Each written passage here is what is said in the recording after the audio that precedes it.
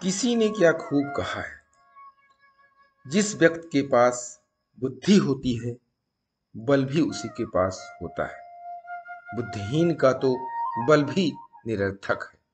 नमस्कार दोस्तों, मेरा नाम प्रेम प्रकाश पांडे है। आज अपने चैनल पर एक नई बेहतरीन मोटिवेशनल स्टोरी लेकर के आया हूँ।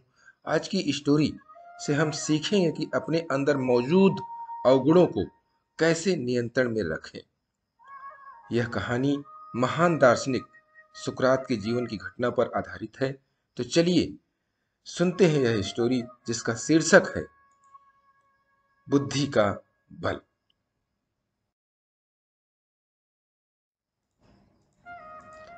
विश्व के महानतम दार्शनिकों में से एक सुकरात एक बार अपने शिष्यों के साथ बैठे कुछ चर्चा कर रहे थे।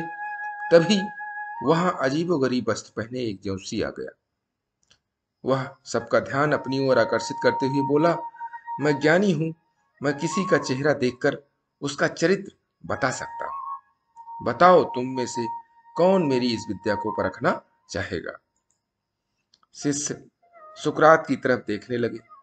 सुकरात ने उस ज्योतिषी से अपने बारे में बताने के लिए कहा। अब वह ज्योतिषी उन्हें ध्यान से देखने लगा।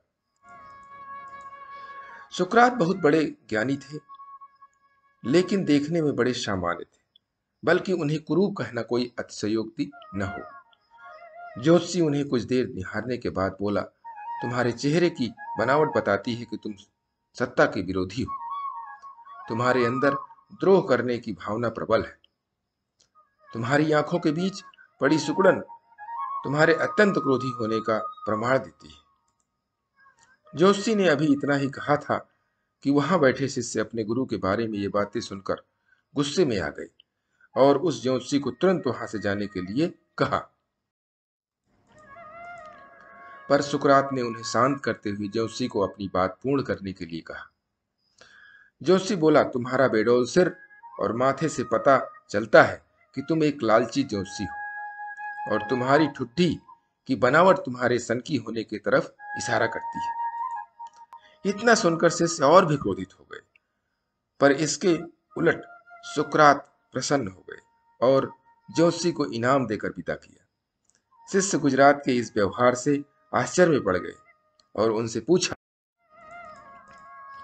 गुरुजी, आपने उस ज्योतिषी को इनाम क्यों दिया, जबकि उसने जो कुछ भी कहा वो सब गलत है?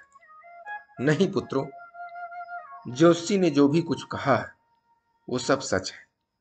उसके बताए सारे दोष मुझ में है। मुझे लालच है, क्रोध है, और उनसे जो कुछ भी कहा वो सब है। पर वह एक बहुत जरूरी बात बताना भूल गया।